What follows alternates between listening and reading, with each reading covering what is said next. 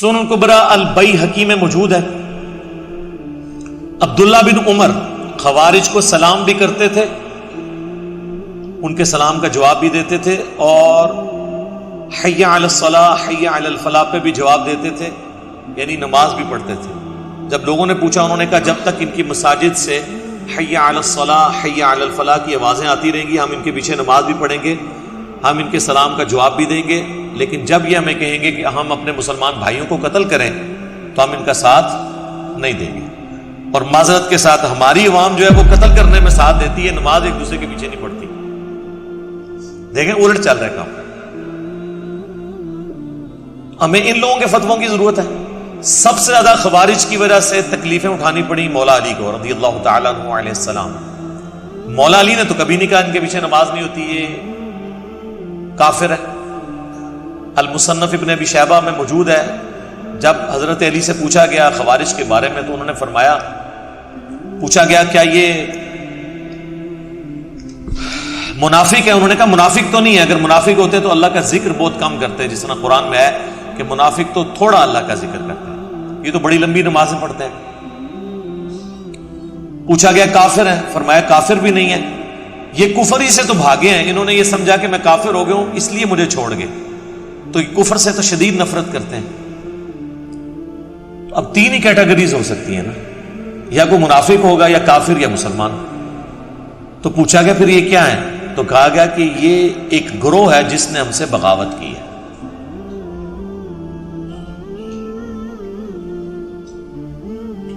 تو یعنی مولا علی نے اس گروہ کو باقی گروہوں کی طرح ایک گروہ سمجھا جنہوں نے بغاوت کی خلیفہ برحق کے خلاف۔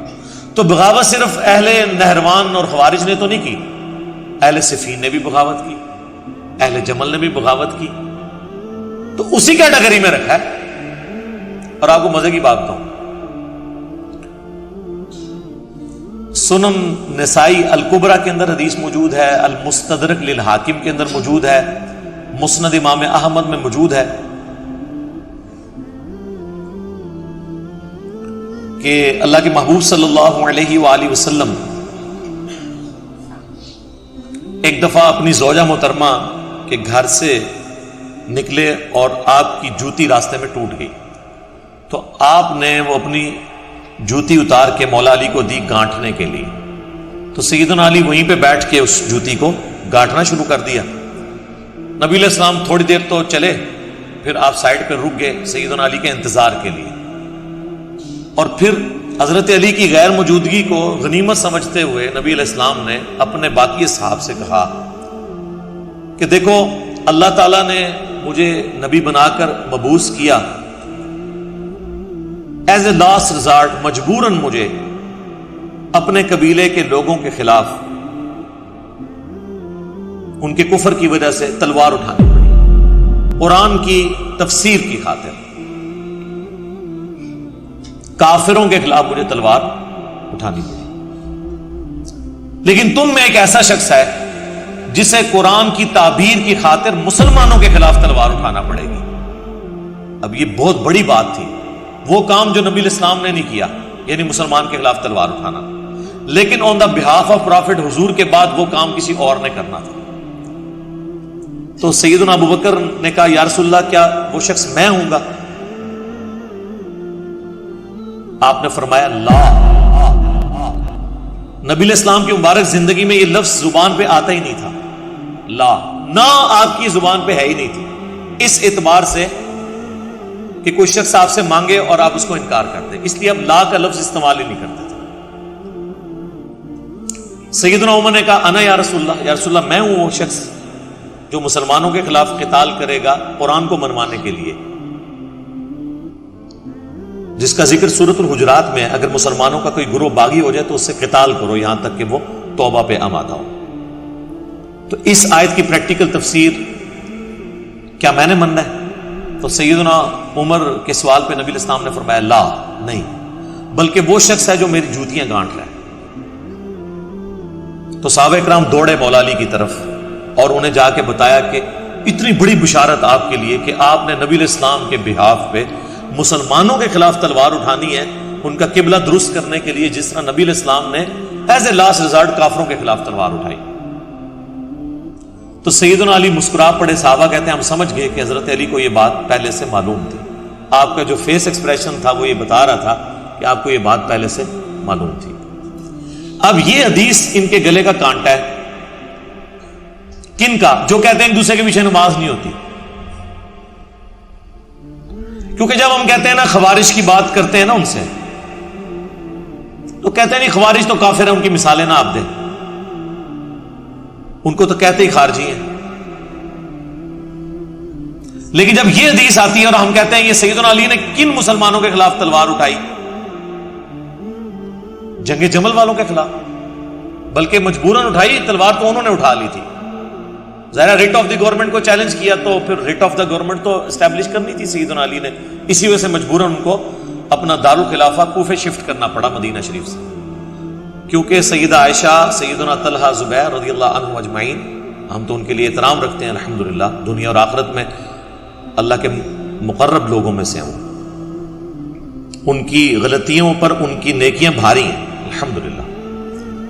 تو اب ریٹ آف دا گورنمنٹ کے لیے بجائے دھرنا جو ہے وہ مدینہ شریف میں آ کے دینے کے, جہاں پہ خلیفۃ المسلمین بیٹھے تھے, انہوں نے جا کے کوفے پہ خود چڑھائی کرنا شروع کر دی.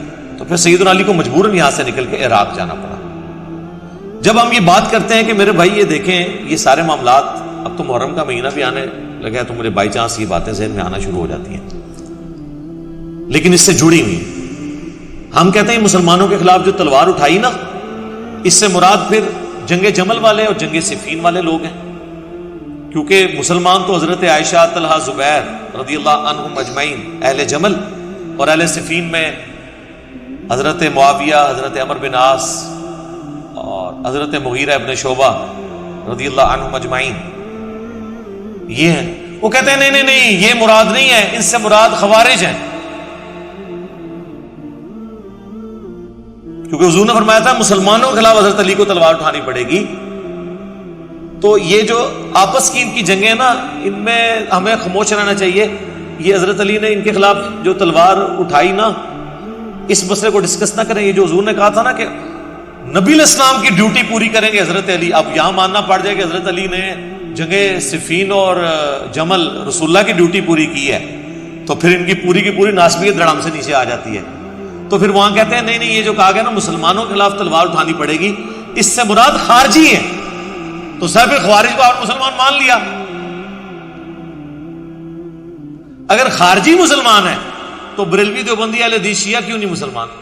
حالانکہ خارجی جو ہیں وہ صحابہ کو کافر کہتے تھے.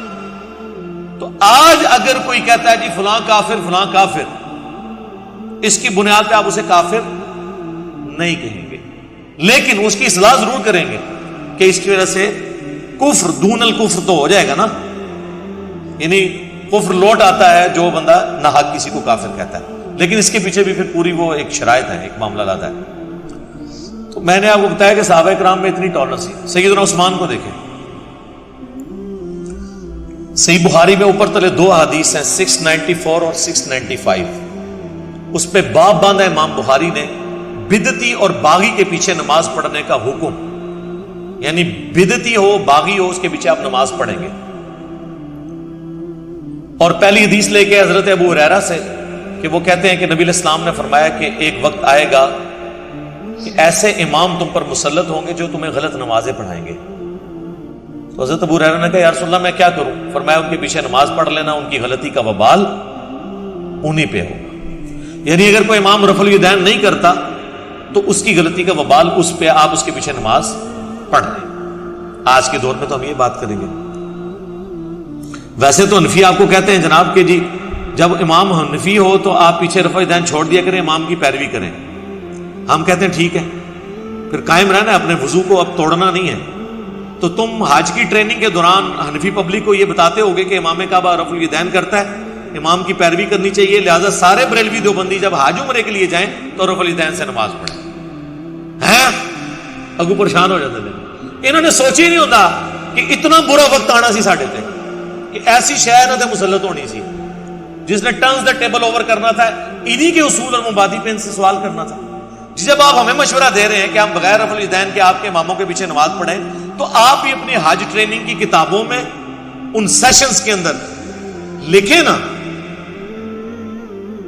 کہ آپ نے امام کعبہ کے پیچھے رفع الیدین کے ساتھ جا کے نماز پڑھنی ہے، امام کی پیروی کرنی چاہیے، ادھر ان کے سارے اصول ٹوٹ جائیں گے، لہذا ان کی منافقت کھل جائے گی۔ میں نے ان کے جو میک اپ زدہ چہرے تھے نا، ان سے صرف میک اپ نہیں، ان کی کھالیں بھی اتار دی ہیں۔